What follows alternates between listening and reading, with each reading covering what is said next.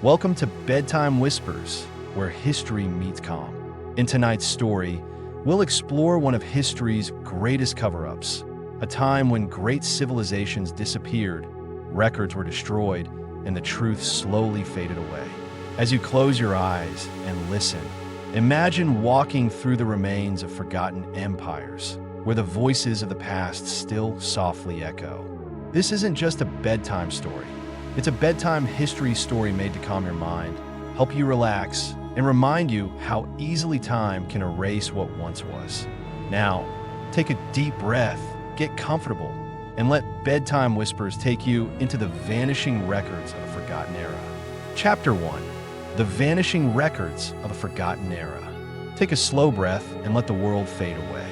You are about to step into a time when knowledge ruled the world, yet much of it slipped silently into oblivion. Long before printing presses and hard drives, human understanding lived on fragile surfaces: papyrus, clay, parchment, and stone.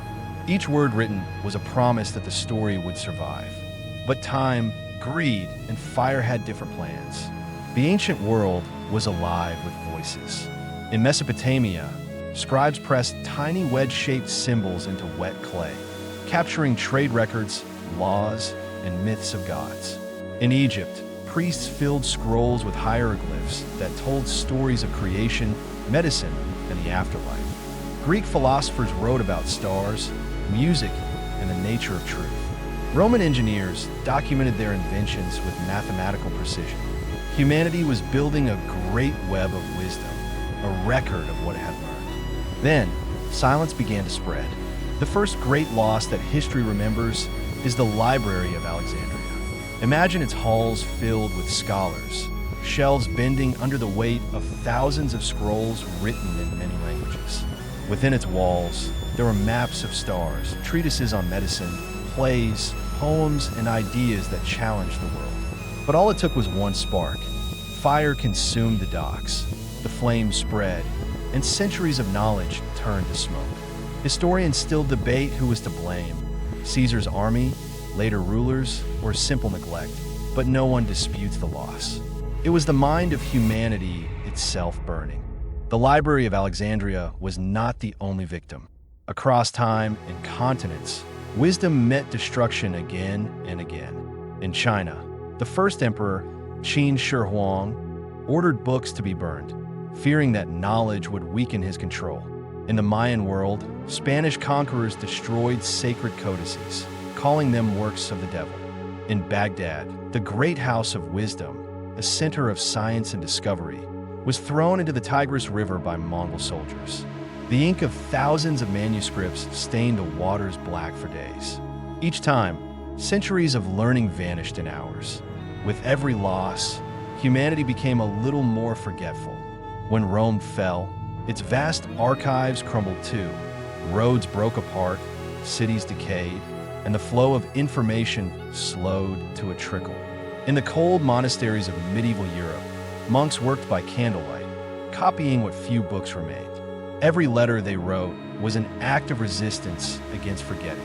Their hands preserved fragments of Plato, Aristotle, and Galen. Yet for every page that survived, hundreds were lost. Entire worlds of thought, whole branches of science, disappeared without a trace. Nature played its own quiet part in this erasure. Papyrus did not survive humidity. Insects feasted on parchment. Salt winds, floods, and fires finished what wars began. Entire cities were buried under sand. Forests reclaimed temples, and time itself ate away at memory. A single damp cellar could destroy a library. No invader was needed, only patience. When we look back, it is easy to think of those ages as dark. But the truth is gentler. Even in silence, people tried to remember.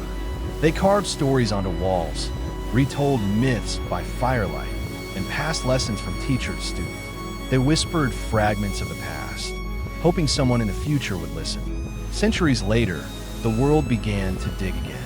Archaeologists unearthed clay tablets from beneath deserts, scrolls from inside caves, and broken inscriptions from forgotten temples. A few words here, a sentence there, like puzzle pieces scattered through time. From those fragments, we learned that the ancients were not primitive. They were dreamers, scientists, builders, poets. Their thoughts were simply misplaced, not gone. The vanishing records of the past teach us more than sorrow. They remind us how fragile memory is. The digital world feels permanent, yet too rests on delicate foundations, power grids, servers code. A single generation of neglect could erase much of what we know today. Just as papyrus turned to dust, so can data fade into nothing. The lesson of history's silence is that knowledge must be protected, copied, shared, and valued, or it will vanish again.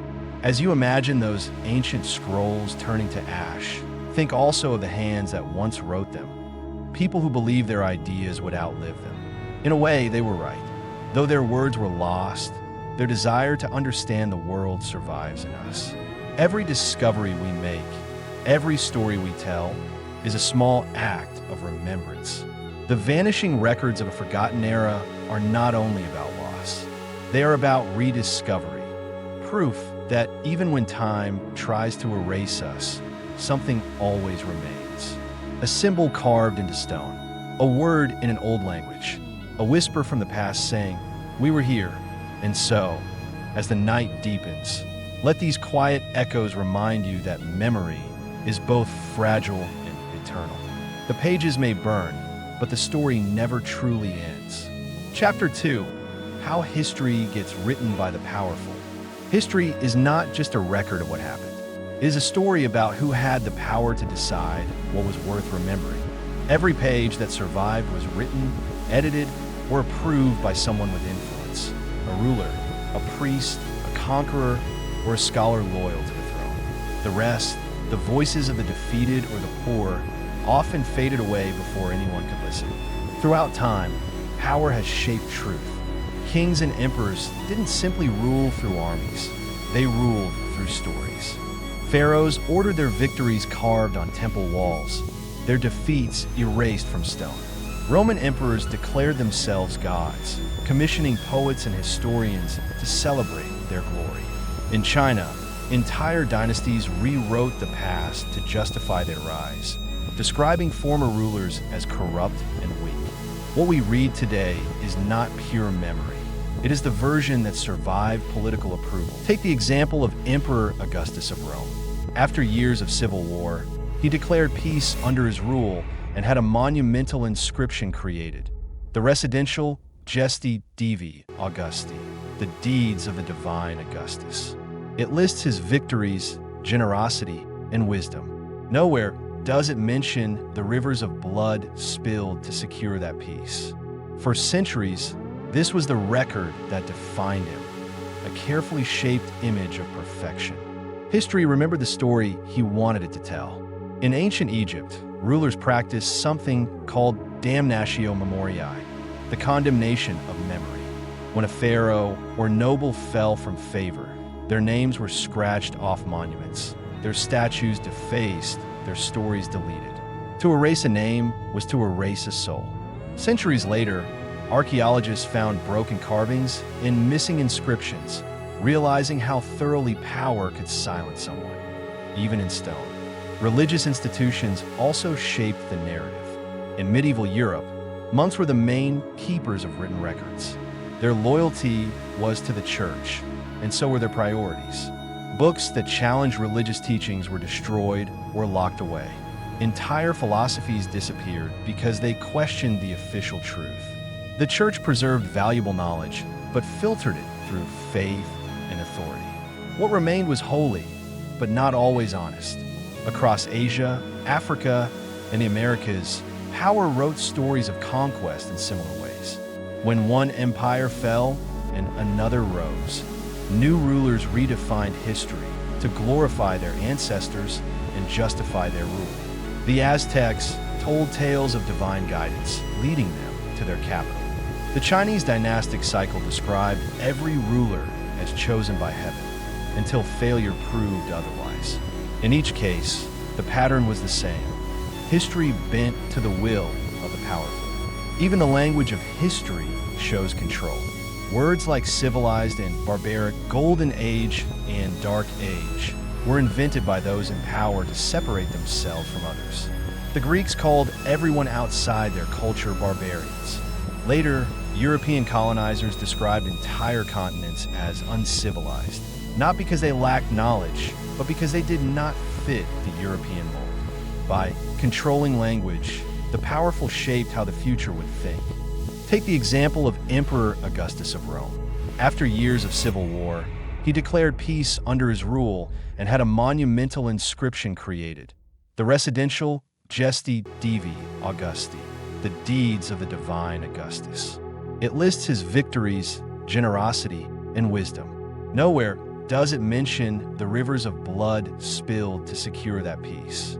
For centuries, this was the record that defined him, a carefully shaped image of perfection.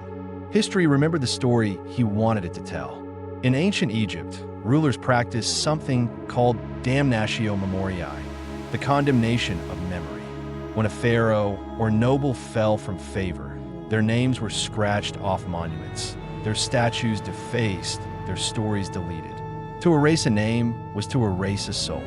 Centuries later, archaeologists found broken carvings and missing inscriptions, realizing how thoroughly power could silence someone, even in stone.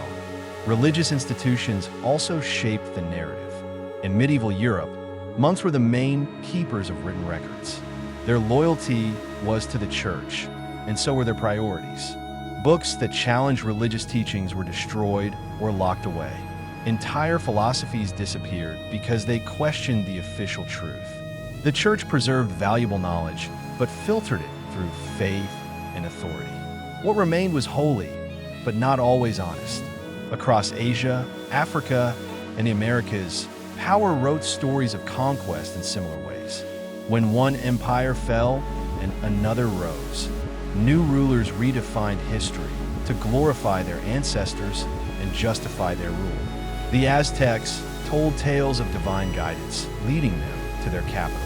The Chinese dynastic cycle described every ruler as chosen by heaven, until failure proved otherwise. In each case, the pattern was the same. History bent to the will of the powerful. Even the language of history shows control. Words like civilized and barbaric, golden age and dark age were invented by those in power to separate themselves from others. The Greeks called everyone outside their culture barbarians. Later, European colonizers described entire continents as uncivilized, not because they lacked knowledge, but because they did not fit the European mold. By controlling language, the powerful shaped how the future would think. The printing press changed much of this, but not entirely. Once knowledge became easier to copy, power shifted from kings to publishers, governments, and media. Censorship, propaganda, and bias became new tools for the same old goal, shaping what people believe is true. During wars, governments printed patriotic histories and silenced critics. Even today, textbooks differ across nations, telling the same event through different eyes. The story of the world depends on who is telling it. But there is hope in this understanding. Knowing that history is shaped by power allows us to question it. It reminds us to look for missing voices. The workers who built the pyramids, the women who ruled behind the scenes, the thinkers whose writings were burned.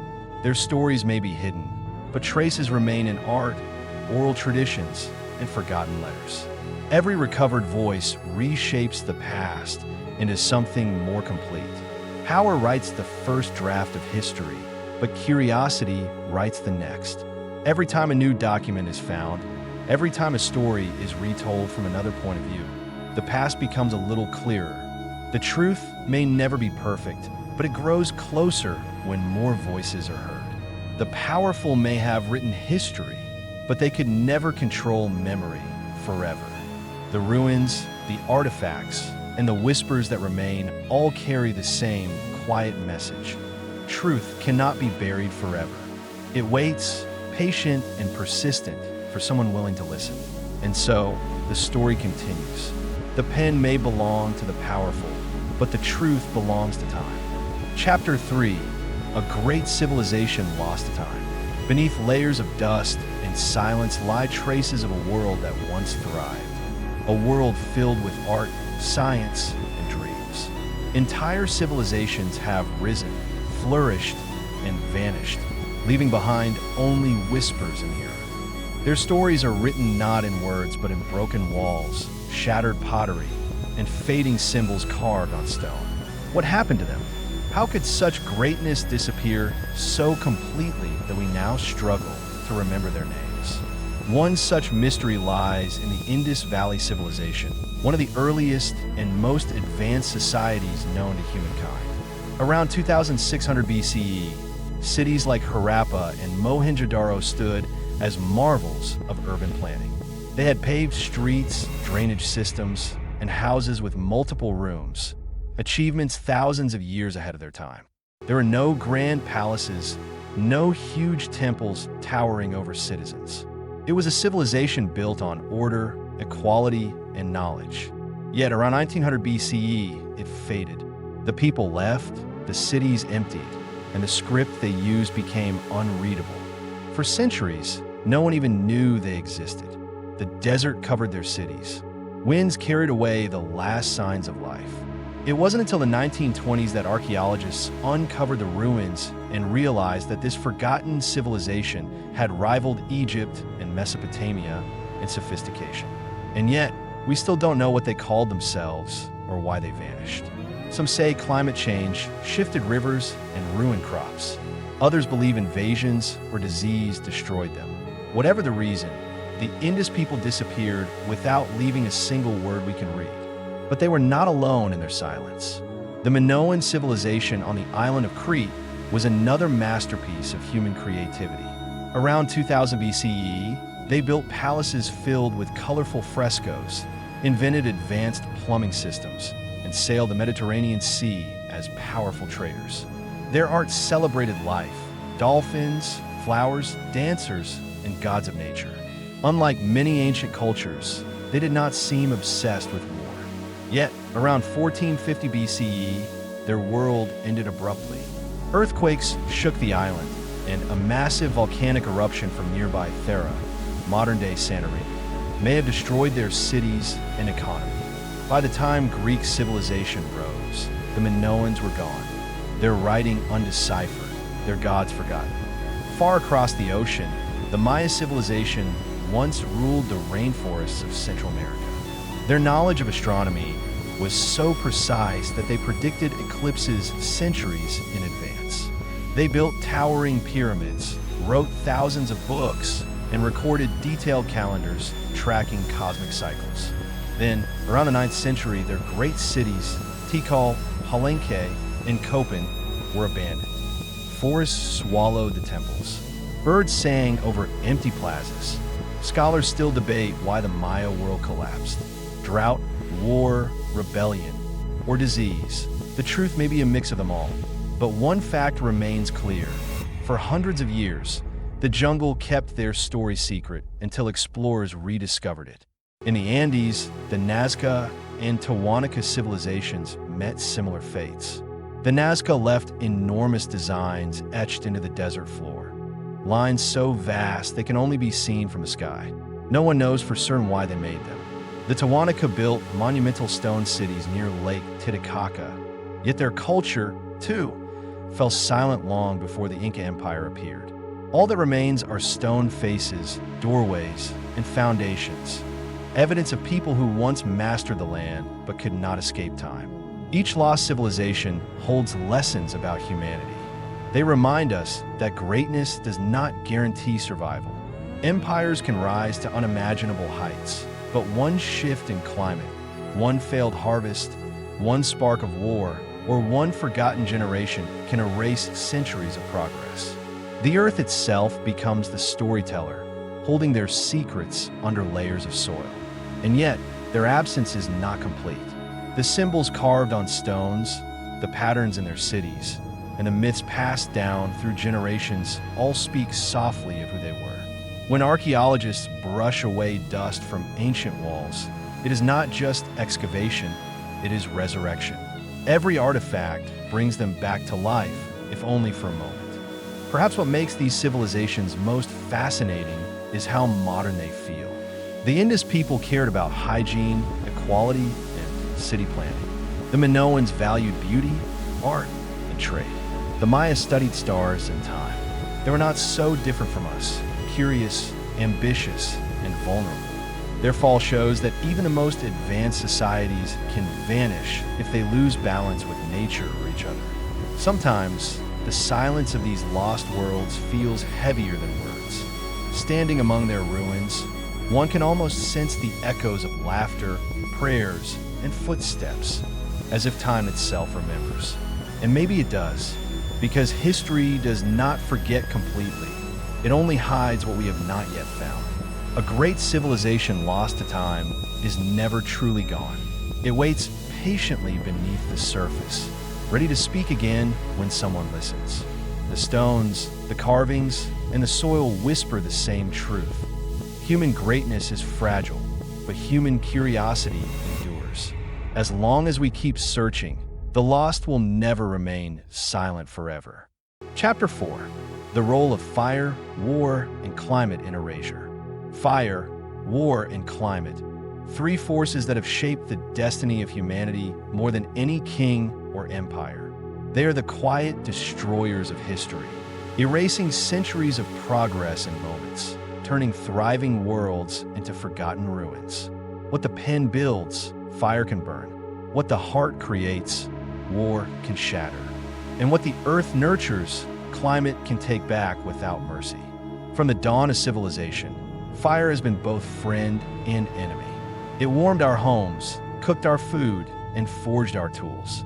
But in careless or cruel hands, it became an agent of oblivion. The most famous example is the burning of the Library of Alexandria, where thousands of scrolls containing the knowledge of Greece, Egypt, and Persia turned to ash. The flames rose higher than the city walls, and within hours, centuries of learning were gone. Each curl of smoke carried away a piece of human memory. Yet Alexandria was only one of many. In 48 BCE, when Caesar's army set ships ablaze at the harbor, the fire spread uncontrollably. Later, in 391 CE, another blaze consumed what remained, this time under orders from those who saw ancient wisdom as a threat to new faith. In both cases, fire did not only destroy scrolls, it erased bridges between worlds. What was once shared knowledge became an empty silence. Across the oceans, the same fate met the Mayan codices. Spanish conquerors viewed them as pagan and burned them in public squares. Each codex was a library in itself, filled with astronomical data, history, and ritual. Out of thousands, only 4 survive today. Imagine an entire civilization's literature, its science, poetry, and memory, reduced to smoke in one afternoon. Fire is not only a chemical reaction, it is a rewriting of history by force. If fire is the hand of destruction, war is its heart. Empires have fought for land, power, and pride, but their battles often destroyed more than lives. They wiped out knowledge. When Baghdad's House of Wisdom fell to the Mongols in 1258, one of the greatest centers of learning disappeared overnight. Scholars who had preserved Greek, Persian, and Indian science were killed, and the Tigris River ran black with the ink of drowned manuscripts. The Mongols had no intention of destroying knowledge itself. Their war simply made it collateral damage. But history does not forgive such accidents. War rarely spares culture. The Romans plundered Greece and Egypt, taking art and scrolls as trophies. The Crusades burned libraries in Middle East. In China, during the Qin dynasty, entire collections of philosophy were destroyed to control the minds of people. Even in modern times, museums and archives have fallen to bombs and invasions. Each time, the pattern repeats. The conqueror writes the new story while the conquered vanish from the pages of history. But sometimes no soldier is needed. Climate, patient, silent, and vast, can erase civilizations just as thoroughly as war. In the Indus Valley, rivers changed their paths, turning fertile land into desert. Without water, cities like Mohenjo-daro could not survive. Their people migrated, leaving behind empty homes and undeciphered symbols. The Earth had simply shifted, and with it, an entire civilization faded. In Central America, the Maya faced a long drought that lasted for decades. Crops failed, cities starved, and power collapsed. The same climate that once fed their success became the force that ended it. In the Mediterranean, volcanic eruptions like the one at Thera, modern Santorini, destroyed the Minoan world with ash and tsunamis. In Iceland, the eruption of Loki in 1783 led to famine across Europe. Climate change, both sudden and gradual, has always rewritten history, not with intention, but with indifference. Fire, war, and climate often work together. A drought weakens nations. Hunger leads to conflict. Conflict breeds fire. The pattern continues through time like a silent rhythm, unstoppable and familiar. When we study the fall of empires, we often look for a single cause, but history is rarely that simple. Civilizations die from many wounds, some made by human hands, others by the planet that gave them life. Even today, these forces remain with us. Wildfires still consume towns and forests. Wars still destroy archives, monuments, and art. Climate still shifts, reminding us that no empire, no technology, no memory is permanent. The only difference is scale. Where once fire burned libraries, now it threatens entire cities. Where drought ended one kingdom, it now challenges nations. Yet there's a strange beauty in resilience. Despite so much loss, humanity continues to rebuild, to remember, and to write again. When fire takes, someone rebuilds. When war ends, someone records. When the climate shifts, someone adapts. Every act of preservation, a restored book, a digital archive, a museum, is an answer to destruction. The story of fire, war, and climate is not just one erasure. It is also a story of survival. For every library that burned, another rose. For every empire that fell, another learned from its ashes. And for every memory that the earth swallowed, there was always someone who dug it back up. The lesson is timeless. Nothing we build lasts forever, but the will to rebuild never fades. The same forces that erase history also test our strength to protect it. And in that struggle between destruction and memory, humanity finds its truest voice. Chapter 5: Hidden Forces That Shape What Was Remembered. History is not only a record of what happened, it is a reflection of what someone chose to remember. Behind every story we know, there are forces that quietly shaped which truths were told, which were hidden, and which were forgotten. These forces are rarely seen. They live in politics, religion, culture, and emotion. Invisible hands guiding memory like shadows behind the curtain. The first hidden force is power. Those who ruled the past often decided what deserved to survive. Kings built monuments to themselves, not to their enemies. Conquerors erased the names of those they defeated. When empires rose, they rewrote maps and histories, replacing old truths with their own. The result is a version of the past that glorifies success and hides suffering. We remember Rome as great, but not the slaves who built it. We study the pyramids, but seldom the workers buried inside their stones. Power makes memory selective. The second force is belief. Faith can preserve or destroy history. Temples, churches, and mosques have protected sacred texts for thousands of years. Yet the same faiths have burned books they considered dangerous. In medieval Europe, manuscripts that challenged church doctrine were banned or destroyed. In other parts of the world, knowledge that did not align with the ruler's religion was dismissed as heresy. What survived became truth, while everything else became silence. Belief can create unity, but it can also build walls around knowledge. The third hidden force is fear. Many truths were buried not because they were false, but because they were too uncomfortable. Entire nations have avoided recording their own failures. The cruelty of war, the suffering of colonized people, the mistakes of leaders. Fear of shame and guilt lead societies to choose comforting myths over painful honesty. The story becomes cleaner, simpler, easier to teach, but less real. Another subtle force is culture, the shared habits and values of people. Culture decides what is considered worth remembering. Some societies honor warriors, others poets or saints. In the West, written words became the main tool of history. But in many African and indigenous cultures, memory lived in song and storytelling. When colonization replaced oral traditions with written laws, much of that history disappeared, not because it was untrue, but because it wasn't written in the accepted form. What isn't recorded is often mistaken for what never existed. Then comes language, a powerful but quiet filter. Words shape how we see the past. A battle can be described as liberation or invasion, depending on who tells the story. Language controls emotion. It makes heroes or villains out of the same people. When an empire's language dominates, its stories spread, the rest fade. Many great cultures vanished simply because their languages died before they could be translated. To lose a language is to lose a window into how a people saw the world. The passage of time is another hidden force. As generations pass, memories soften, details blur, and legends replace facts. The line between truth and myth fades. The Trojan War may have begun as a real conflict, but over centuries it turned into epic poetry. The deeds of kings became stories of gods. With every retelling, history became less about accuracy and more about meaning.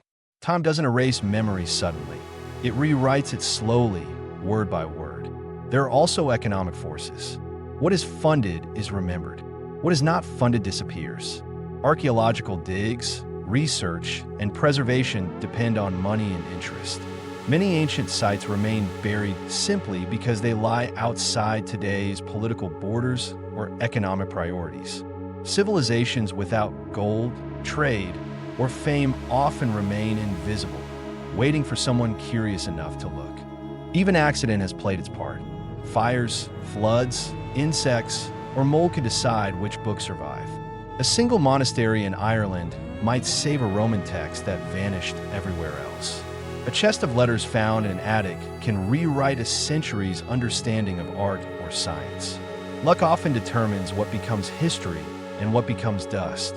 And finally, there's human emotion, love, pride, and grief. Families preserve letters of soldiers, parents tell stories of ancestors, artists capture moments in their work. These small acts, multiplied across generations, form the personal side of history. The powerful may build monuments, but ordinary people build memory. Every photo in a drawer, every story whispered to a child, is a piece of the world that refuses to disappear. When we look at history through this lens, we see that what survived was not random. It was shaped by countless invisible decisions. What we call the past is really the sum of all those choices, fears, and accidents. The ruins we study, the books we read, the stories we repeat, they're not everything that was, but only what managed to escape the filters of time. Understanding these hidden forces gives us power, too. It allows us to question, to ask who was left out, whose story is missing. Each answer brings us closer to the truth. The more we uncover what was forgotten, the more balanced our picture of humanity becomes. History, in the end, is not only about remembering. It is about realizing that forgetting was never an accident. Chapter 6, The Mystery of the Dark Ages label. The term Dark Ages has long been used to describe the centuries following the fall of the Western Roman Empire, a time often painted as one of ignorance, chaos, and decline. But was it truly dark, or was it simply misunderstood? The phrase itself is a creation of later generations, shaped more by perspective than by truth. To call an era dark often says more about the observer than the time being described. When Rome fell in the 5th century, its great roads, aqueducts, and libraries began to crumble. Trade slowed, cities emptied, and life became local once again. Historians later looked back and saw this as the end of civilization. But for the people who lived through it, it was not an ending. It was a transformation. Empires fall, but life goes on. Farmers still tilled their land. Blacksmiths still worked their forges. and monks in distant monasteries quietly preserved the world's wisdom one page at a time. The phrase Dark Ages was first used by scholars of the Renaissance, a period when Europe rediscovered the art, literature, and philosophy of ancient Greece and Rome. To them, the centuries between the fall of Rome and their own age seemed empty, like a long shadow before the light of rebirth. They imagined themselves as the ones who had brought back the light. But this was a narrow view. It ignored the light that had never gone out. In truth, those centuries were filled with quiet progress. The monasteries of Ireland, England, and France became sanctuaries of learning. Monks copied ancient texts by hand, preserving not only the Bible, but works of science, medicine, and philosophy. Without them, much of classical knowledge would have been lost forever. While cities lay in ruins, ideas survived, hidden in candlelight, ink, and devotion. Beyond Europe, the story was even brighter. While Western scholars spoke of darkness, the Islamic world entered its own golden age. From Baghdad to Cordoba, scholars translated Greek and Persian texts, expanded on them, and made discoveries of their own. Algebra, optics, astronomy, and medicine flourished. Libraries held hundreds of thousands of books. The works of Aristotle, Plato, and Euclid survived because Muslim scholars protected and expanded them. What Europe later rediscovered had been kept alive in the East all along. Meanwhile, in China, the Tang and Song dynasties reached extraordinary heights in art, technology, and governance. They invented gunpowder, paper money, and printing centuries before Europe. In Central America, the Maya continued to study the stars and refine their calendar. In Africa, great cities like Timbuktu and Aksum became centers of trade and learning. The world was not dark. It was simply unevenly lit. So why, then, did the label Dark Ages survive for so long? Because power defines perspective. The Renaissance scholars saw themselves as heirs to Rome and saw anything in between as inferior. Later, European historians used the term to elevate their own modernity, to draw a line between civilized and primitive, between then and now. It was not history they were describing, but their own pride. The Dark Ages myth also persisted because it fits a story humans love to tell, the story of decline and rebirth. It is easier to see history as a straight line from fall to rise, darkness to light. But history is not a line. It is a mosaic where light and shadow exist together. While some regions suffered, others thrived. While knowledge was lost in one place, it was born in another. The world did not go dark. It simply changed hands. The truth is that the so-called Dark Ages were an age of preservation, adaptation, and quiet innovation. New languages formed. Kingdoms rose from old ruins. Cathedrals were built stone by stone. Even the concept of universities began to take root. Europe was not asleep. It was evolving. The label Dark Ages teaches us an important lesson about perception. What we call dark often hides what we do not understand. When light shines only on one side of the story, the other side looks like shadow. But if we look closer, we find color, growth, and resilience even in the dimmest corners. The mystery of the Dark Ages is not about what happened. It's about how we chose to describe it. Words like dark and light are not facts. They're judgments. The centuries after Rome were neither empty nor lost. They were human, filled with struggle, faith, invention, and hope. To understand history truly, we must learn to see in more than light and dark.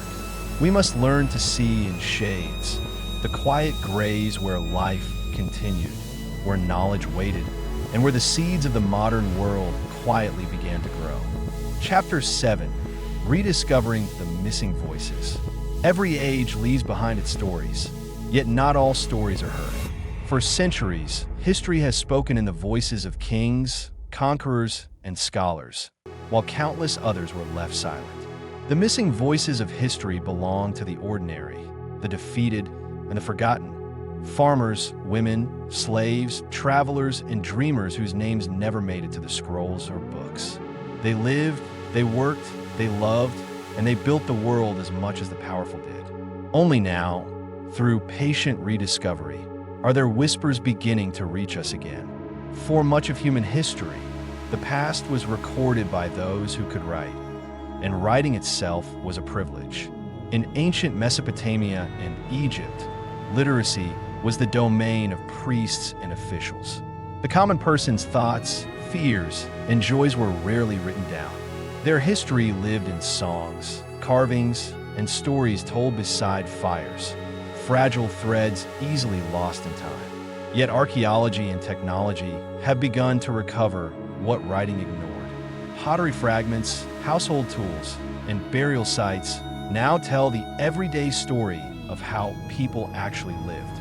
In Egypt, beneath the shadow of the pyramids, excavations in workers' villages have revealed how builders slept, what they ate, and how they were paid. The hieroglyphs on tombs praised kings, but the walls of these small homes spoke of men and women with hopes, laughter, and exhaustion.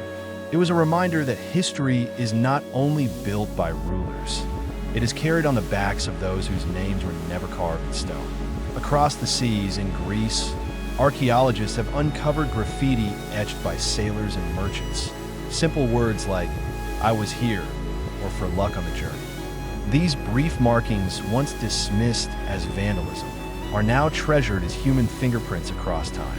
They reveal humor, loneliness, and a yearning for connection, emotions unchanged by centuries. The rediscovery of women's voices has also reshaped our understanding of history. For too long, their stories were filtered through the men who ruled, wrote, or preached. But fragments survive: letters, songs, legal records, and diaries.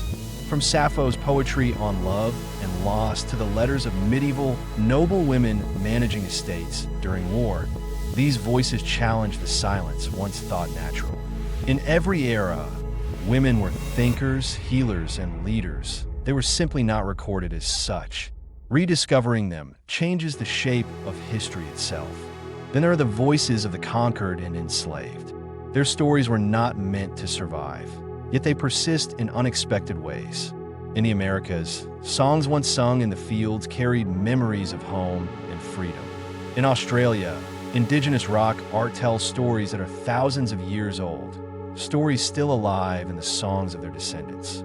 These are not just memories of survival, they are acts of resistance. Every rediscovered word, every restored melody, pushes back against centuries of silence. Modern historians and archaeologists now use tools undreamed of by their predecessors. Satellite imaging reveals buried cities beneath deserts. DNA studies trace forgotten migrations across continents. AI models reconstruct ancient languages once thought impossible to translate. Technology is not replacing history. It is amplifying the voices that history ignored. The once voiceless are finally speaking, not through words, but through data, artifacts, and digital resurrection. In recent years, efforts to decolonize history have further expanded this rediscovery. Museums and universities are re-examining how collections were built and whose stories were taken. Artifacts once labeled as primitive are now recognized as masterpieces of culture and intellect. Oral traditions, once dismissed as unreliable, are now valued as living archives. History is no longer a single, narrow line. It is a web, rich with interwoven lives and perspectives. What makes this rediscovery powerful is not only what it teaches us about the past, but what it reveals about ourselves.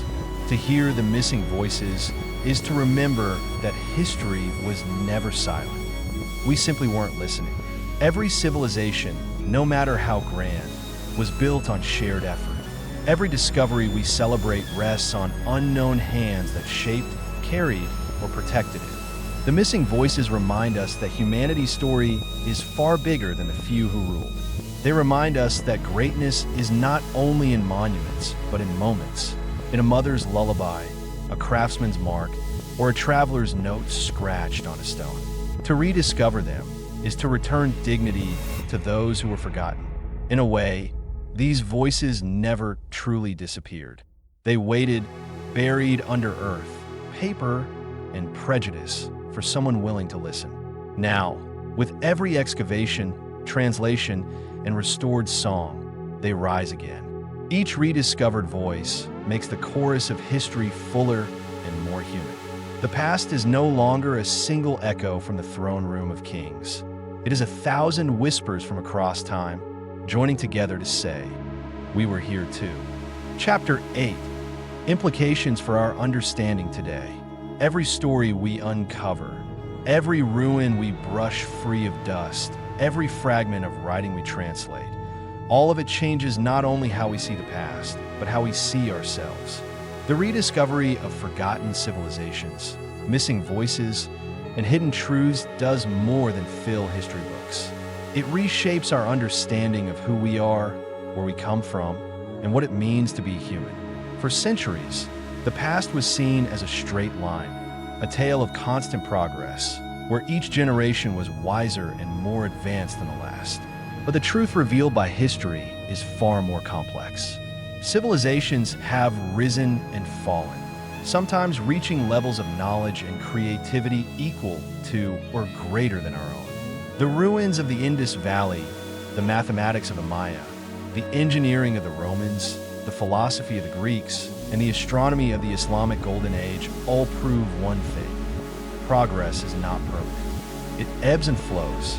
Knowledge can be gained and lost, depending on how we protect it. This realization should humble us. For every discovery we celebrate today, there are lessons from the past warning us about fragility. The great civilizations we study once believed they would last forever. Yet climate, war, pride, and neglect proved otherwise. Their disappearance reminds us that technology alone cannot save a society if wisdom is lost.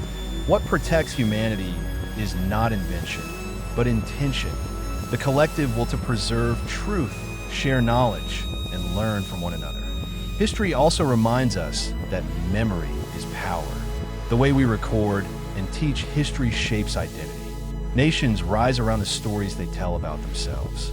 Myths of greatness, unity, and destiny inspire people, but they can also blind them to mistakes. When history only praises, it stops teaching. To understand history honestly is not to shame the past, but to learn from it fully. The rediscovery of forgotten voices, of women, workers, and indigenous peoples, has made history more complete and therefore more useful. It teaches empathy. It expands perspective. It reminds us that the human story belongs to everyone. In our digital age, we face a new challenge: information overload and selective memory. We live in a time when more is recorded than ever before, yet truth often feels harder to find. Just as ancient rulers controlled the narrative by deciding what to write, algorithms today decide what we see and what we forget. Social media shapes modern memory much as scribes and scholars once shaped ancient history. The question has not changed: who controls the story? What we remember about today will depend on the same forces that once guided the past: power, culture, fear, and curiosity. The rediscovery of the past offers a warning, but also hope. Humanity has lost knowledge before, yet has always found ways to recover. Every burned library gave rise to another. Every forgotten language found a voice again. What saves knowledge is not perfection, but persistence. The monks who copied books in cold monasteries, the archaeologists who dig beneath the desert sun, the scientists who reconstruct history from DNA, all share the same faith: that truth, once found, is worth keeping. There is also a personal lesson in all this. Each of us, in our own way, is a guardian of memory. We take photos, write journals, tell stories to our children, pass down recipes, values, and dreams. These may not appear in textbooks, but they are the threads that weave the larger human story. If history has taught us anything, it is that what survives is often what people choose to cherish, not what they expect to last. The implications of rediscovering history's lost parts go beyond education. They remind us to see difference not as separation, but as connection. The more we learn about the variety of human experiences, from farmers in the Indus Valley to scholars in Baghdad, the more we realize how similar our hopes and struggles have always been. History teaches compassion. It shows that civilizations succeed not through conquest, but through understanding. When we understand how fragile memory is, we value it more deeply. The burned scrolls of Alexandria and the buried cities of the past are not just stories of loss. They are lessons in care. They tell us that every word, every record, every truth we preserve is a gift to the future. In this sense, history is not behind us. It is ahead of us, waiting to be protected. The rediscovery of forgotten worlds does not only answer questions about who they were, it also asks questions about who we are. Do we repeat their mistakes? Do we learn from their resilience? Are we writing stories that future generations will be proud to remember or forced to correct? The true implication of history is not nostalgia. It is awareness. When we look back with open eyes, we see not a timeline of empires and wars, but a mirror, one that reflects the choices we make today. And just like the people before us, we hold the pen that decides what will be remembered and what will fade into silence.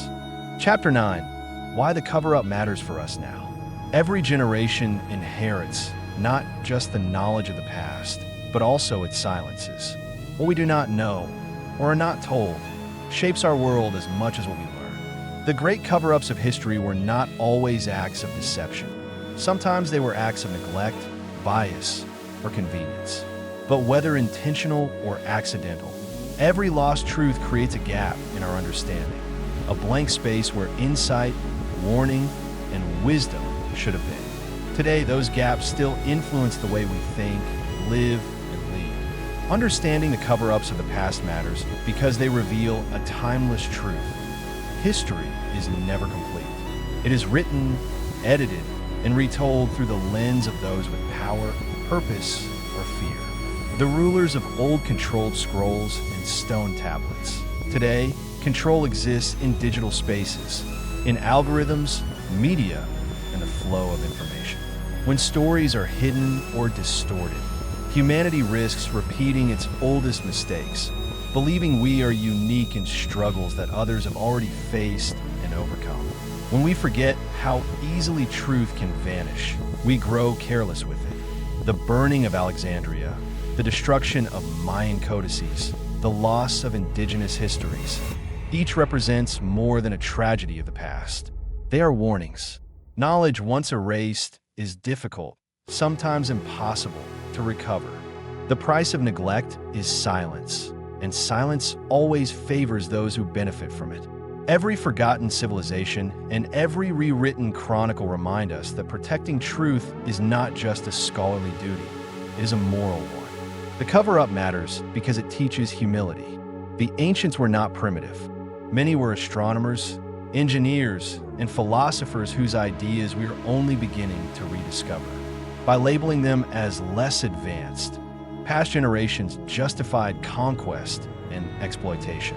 But when we uncover the depth of their understanding, the precision of Mayan calendars, the design of Roman aqueducts, the mathematics of the Indus Valley, we realize how much wisdom humanity has already achieved and lost. The cover-up, then, was not only of facts but of respect, rediscovering that truth restores balance to our view of progress. There is another reason the cover-up matters. It reminds us how fragile truth remains in the modern world. We live in an age of information, yet misinformation spreads faster than ever. Digital archives can vanish with a single click. Images can be altered, facts rewritten, narratives shaped to fit agendas. What was once done through censorship or fire can now be done through distraction and noise. The tools have changed, but the danger remains. History's cover-ups are happening in real time, quietly, invisibly, in the endless scroll of today's data streams. To learn from the past, we must do more than expose old cover-ups. We must prevent new ones. That means valuing truth even when it is uncomfortable. It means questioning the stories we are told and asking whose voices are missing. It means preserving knowledge not only in libraries and servers, but in the minds and memories of people willing to seek it. Truth cannot survive on paper or in code alone. It lives through curiosity and courage. Rediscovering what was covered up also changes how we see one another. It breaks down the illusion of separation. When we study lost civilizations, we see reflections of ourselves, people who built, dreamed, argued, loved, and failed just as we do. Their struggles with pride, greed, climate, and conflict are not ancient. They are human. The more we uncover, the more we realize that the past is not distant. It is a rehearsal for the present. The cover-up matters because it strips away arrogance. It reminds us that humanity has been wise before and foolish before, that greatness and collapse often walk side by side. We are not the first to face global change or moral confusion. We are only the latest to believe we are immune to history's lessons. The moment we think we cannot fall as others did, we begin to repeat their path. But perhaps the most important reason the cover-up matters is that it invites us to care, to protect knowledge, to ask questions, to tell stories fully and honestly. Every rediscovered truth is a small act of healing, a way of giving voice back to those who are silenced. Each recovered idea expands what it means to be human. We cannot change what was erased, but we can decide what we preserve. The past shows us how easily truth can be buried. The present gives us the power to stop it from happening again. The cover-up matters not because it hides old events, but because it teaches us how to face new ones, with eyes open, memory alive, and courage enough to keep the light of knowledge burning. In the end, the story of lost history is not only about what was taken away, but what we choose to reclaim. And that choice, to remember, to question, to protect truth, will decide what kind of story future generations will tell about us. Chapter 10, Drifting into the Quiet of What Remains. As the echoes of the past grow softer, we find ourselves standing at the edge of silence, that calm space where history ends and memory begins. After the fires have burned out, after the wars have faded, and after the last voices of the old world have gone quiet, what remains are fragments, pieces of stories, symbols, and dreams left behind by those who once lived as we do now. Every civilization leaves something behind. Sometimes it's a monument that defies time. Sometimes it's a single word scratched into stone. Sometimes it's nothing more than an idea that travels unseen from one generation to the next. These remnants, fragile, scattered, incomplete, are the quiet survivors of history. They remind us that even when everything seems lost, something always endures. Close your eyes for a moment and imagine walking through the ruins of an ancient city. The streets are empty, but you can still feel the rhythm of life that once filled them. The sound of footsteps on stone, the laughter of children, the hum of merchants calling out their goods. The walls may be broken, yet they breathe. The air still holds the weight of human stories. Even in silence, the past speaks. In this quiet, you realize that history is not only about grand empires and legendary kings.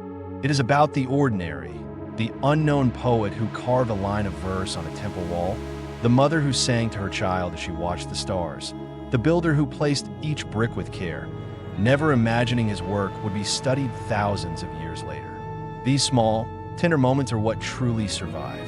They are the heartbeat of humanity. When we speak of what remains, we're also speaking about ourselves. We, too, will one day become the past. Our cities, our technology, our art, all of it will fade or change. What will survive us? Perhaps it will not be the tallest buildings or the fastest machines, but the values we carry: kindness, curiosity, love, and the pursuit of truth. These are the threads that connect us to every age before us and every age to come. Drifting into the quiet of what remains also means accepting that not everything can be saved. Some things are meant to vanish, to make room for what's new. Yet even in that disappearance, there is beauty. The cycle of creation and loss gives meaning to what we build. If everything lasted forever, nothing would be precious. It is the fragility of existence that makes each moment worth remembering. The remnants of the past are not ghosts. They are mirrors. They reflect our shared humanity, the same fears, desires, and dreams that echo through every century. When we listen to them, we learn not only about who they were, but about who we are becoming. The ruins are not just reminders of what was lost. They are invitations to keep searching, to keep caring, to keep telling the story. In the quiet that follows centuries of noise, we can finally hear the soft rhythm of time.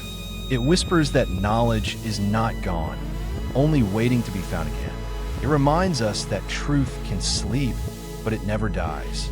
The past does not vanish. It transforms, resting beneath our feet, hidden in the air we breathe, waiting for someone to notice. And so, as we drift into the quiet of what remains, we are not saying goodbye to history. We are joining it. Each of us adds a line to the endless story through the words we speak, the kindness we show, the dreams we chase. Someday, someone will stand where we stand now, wondering about us, piecing together our lives from what little we left behind. May they find in our silence what we have found in the silence of those before us. Not despair, but peace. Not endings, but continuations. Not emptiness, but meaning. For in the end, nothing truly disappears. It only drifts, softly, endlessly, into the quiet of what remains. If tonight's story helped you relax, please like the video and subscribe to Bedtime Whispers for more peaceful tales. Sweet dreams and good night.